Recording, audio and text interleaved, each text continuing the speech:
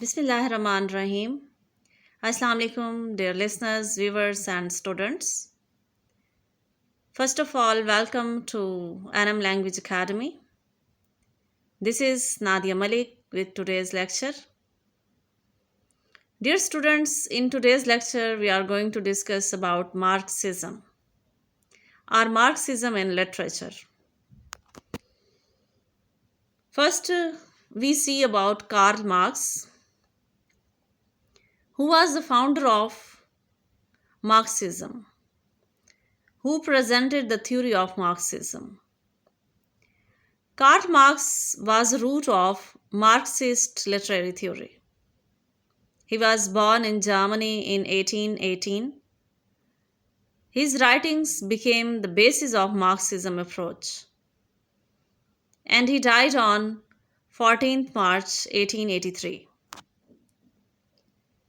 Karl Marx was a 19th century German philosopher that became a part of young Hegelians and later the Communist League.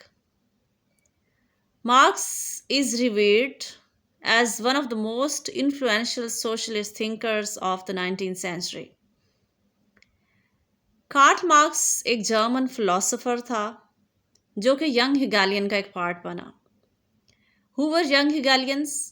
Young Hegelians were the people who believed in the philosophy of Hegel. Hegel, who was a philosopher. And later the Communist League.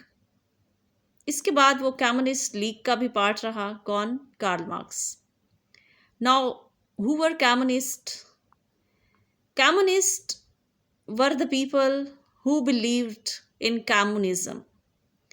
Communism is a belief that every person in a state should provided the commodities of life from the state.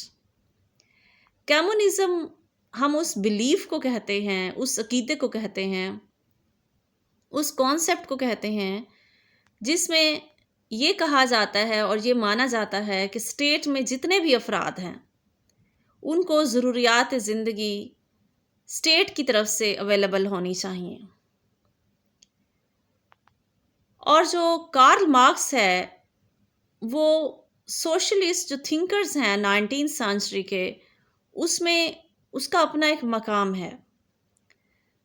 Some of his most notable works are the German Ideology that was written in 1846, the Communist Manifesto that was written in 1848, thus Capital that was written in 1867. Thus, Capital is the most important and influential work by Karl Marx regarding the theory of Marxism. Thus, Capital इसका जो work है, इसकी जो book है, वो बहुत ही important है Marxism के हवाले से. The definition of Marxism is the theory of Karl Marx, which says that society's classes are the cause of struggle and that society should have no classes. Marxism की definition के मुताबिक जो society में classes बनी हुई हैं, there are two classes in our society. One who are the owners, who are the industrialist. Second, the working class who are dependent on these industrialists. दो क्लासें हैं हमारी सोसाइटी में मार्क्सिज्म के अकॉर्डिंग. एक इंडस्ट्रियलिस्ट हैं और दूसरे हमारे वर्कर्स हैं जिन्हें हम लेबरर्स कहते हैं. तो इन दोनों के दरमियान क्या है? स्ट्रगल है. एक वो हैं जिनके पास सरमाया है और एक वो हैं जो कि सरमाए से महरूम हैं. The political and economic philosophy of Karl Marx and Friedrich Engels, in which the concept of class struggle plays a central role in understanding society's allegedly inevitable development from bourgeoisie, operation under capitalism to a socialist and ultimately classist society। कि जो Marxism है ये एक political और economic philosophy है Karl Marx की, और Karl Marx के साथ उसका जो फ्रेंड है फ्रेडरिक एंगल्स, जिसमें उन्होंने कॉन्सेप्ट दिया है कि ये जो स्ट्रगल है, क्लास स्ट्रगल है किसी भी सोसाइटी में, ये क्या है, ये एक बहुत अहम रोल अदा करती है और ये उन लोगों को कसूरवार समझती है जो कि इंडस्ट्रियलिस्ट हैं, from bourgeoisie. Bourgeoisie mean working class, common people. Bourgeois का वर्ड जो है वो वर्किंग क्लास के लिए इस्तेमाल होता है, कॉमन पीपल के लिए इस्तेमाल होता है। ऑपरेशन अंडर कैपिटलिज्म, कि ये जो बोरिजवाज हैं, ये जो वर्किंग क्लास है, ये ऑपरेशन में है, यानी इनके साथ क्रूएलिटी होती है, इनके साथ क्रूअल बिहेवियर होता है, इनके साथ जो है वो नारवा सलूक होता है। किस सिस्टम के अंदर? अंडर कैपिटलिज्म, यानी जो सरमायादाराना निज़ाम है, to a socialist and ultimately classes society. तो ये जो एक तरह की टसल है between industrialist and working class, तो ये सोसाइटी को क्या कर देती है, ये ब्रेक कर देती है between two classes. One they have and the other they do not have. एक वो क्लास होती है जिनके पास सरमाया होता है और दूसरी वो क्लास होती है जो कि सरमाए से महरूम होती है। Marxism in literature. In literary theory, a Marxist interpretation reads the text as an expression of contemporary class struggle. Literature is not simply a matter of personal expression or taste. It somehow relates to the social and political conditions of the time. अब जो Marxism है literature में, उसके according क्या है कि जब भी कोई राइटर लिखता है, either that is poem, drama, novel, or anything else, that is the true picture of that era. That is the true representation of that era, the financial and political condition of that era.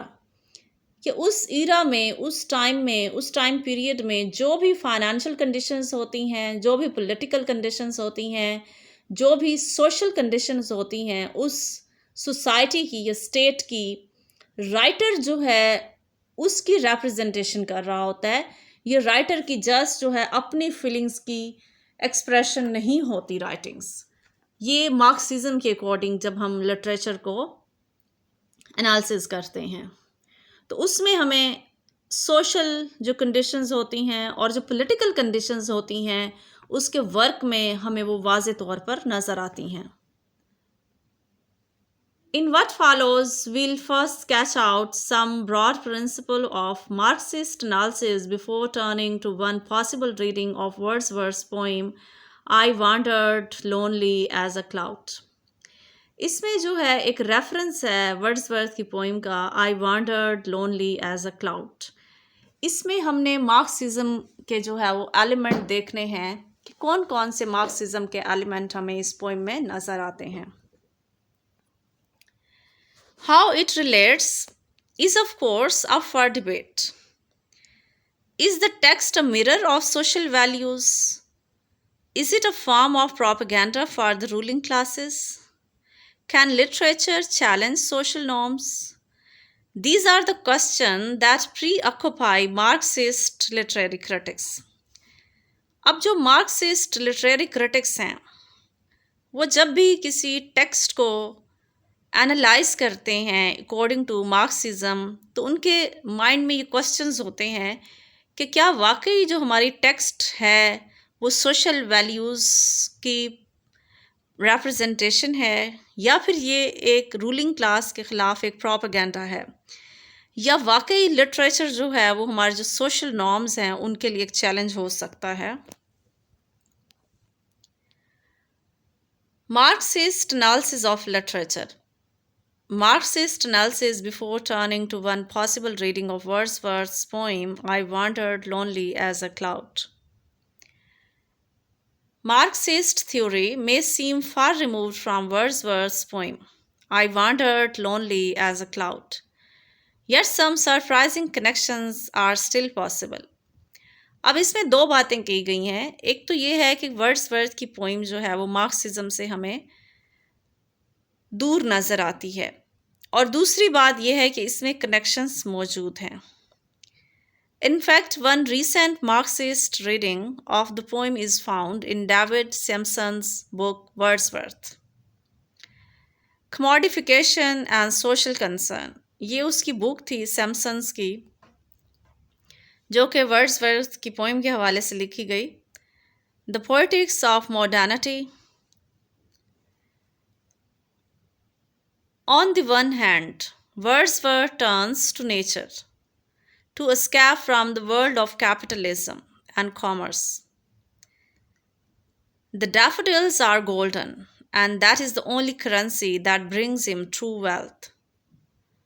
Wordsworth leaves behind human society and finds his true self in solitude. अब हमें इसमें दो चीज़ें नज़र आती हैं कि जब हम इसको एनालिसिस करते हैं वर्ड्सवर्थ की पोइम में को, तो पहली चीज़ तो ये है कि वर्ड्सवर्थ ने जो है वो कैपिटलिज्म से फ़रार हासिल करने की कोशिश की है।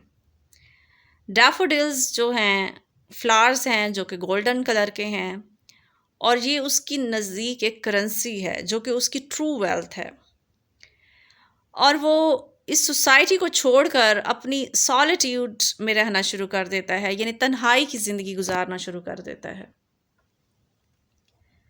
As Simpsons points out, Wordsworth does place a value on the daffodils. Wordsworth writes, I gazed and gazed, but little thought what wealth the show to me had brought। कि वो बार बार जो है वो उन फूलों को देखता है जो कि उसके लिए क्या है, वेल्थ की मानद हैं। As Simpsons notes, the daffodils provide wealth that is metaphysical and not a material। यानी इसमें मेटाफिजिकल पॉइंट्स हैं, उसके लिए जो फ्लावर्स हैं और उनका जो सीन है वो हमें क्या लगता है, जस्ट लाइक अ वेल्थ। जितनी किसी शख्स के लिए वेल्थ इंपॉर्टेंट होती है, वो सीन भी उसको उतनी ही अहमियत दे रहा है। Yet why use the word wealth, and what is its significance? From a Marxist perspective, the poem can be considered both a criticism of materialistic attitudes and a reflection of a language of commodification। इसमें हमें देखना है कि Wordsworth के लिए जो word wealth है वो कितना इम्पोर्टेंट है और वो क्या कहना चाहता है इसमें।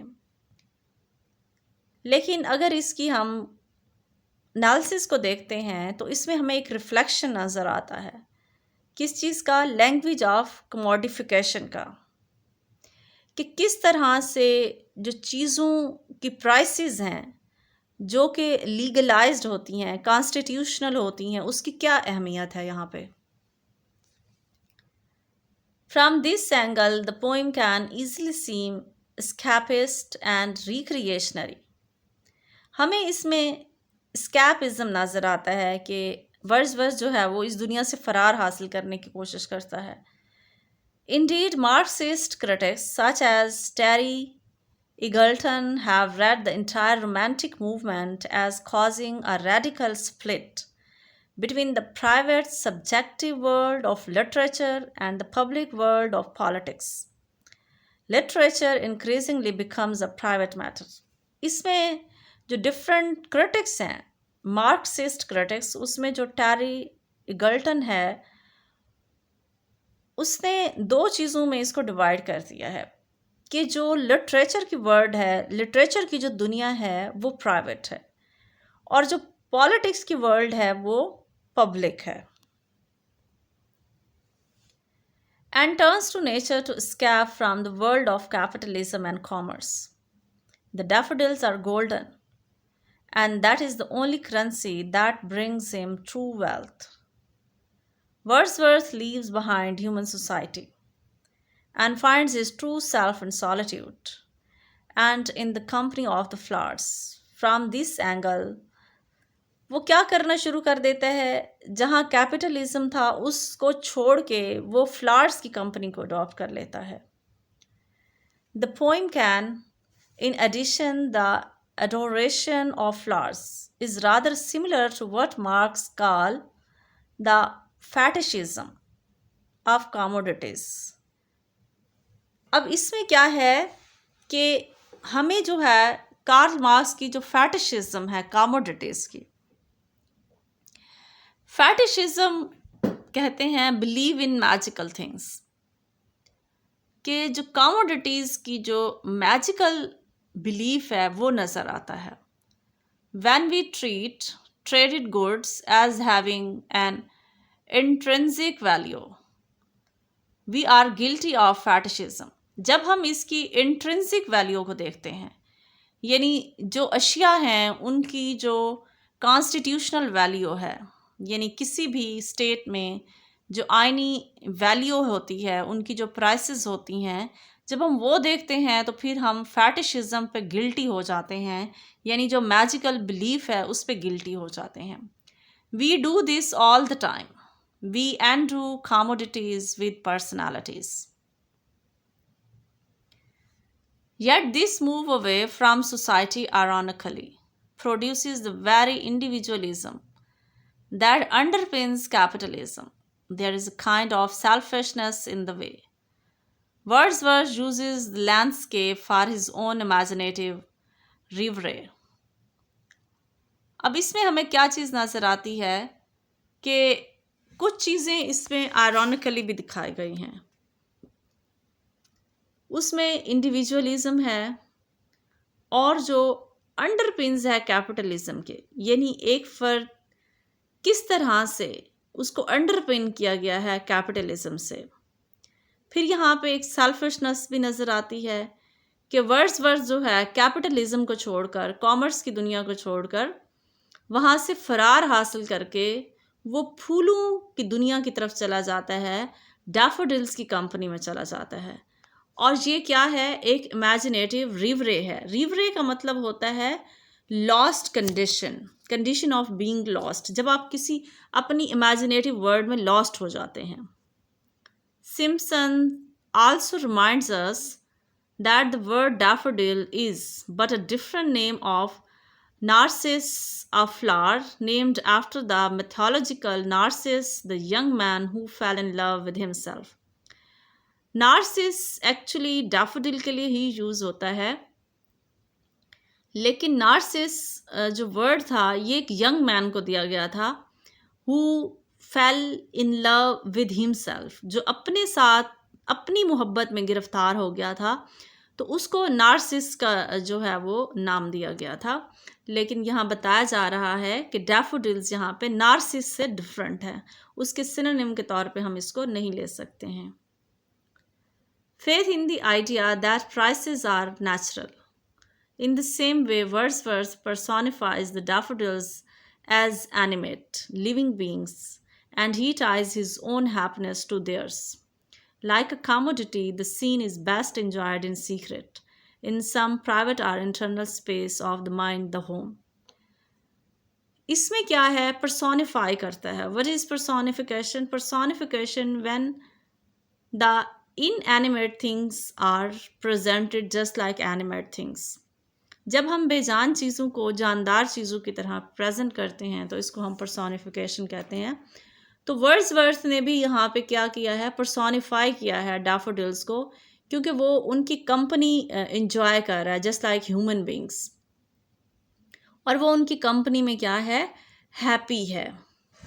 और ये चीज़ क्या है, उसके माइंड को जो है वो क्या करती है, पुरस्कून करती है. When we treat traded goods as having an intrinsic value, we are guilty of fetishism. We do this all the time. We undo commodities with personalities and act as if our lives are incomplete without them.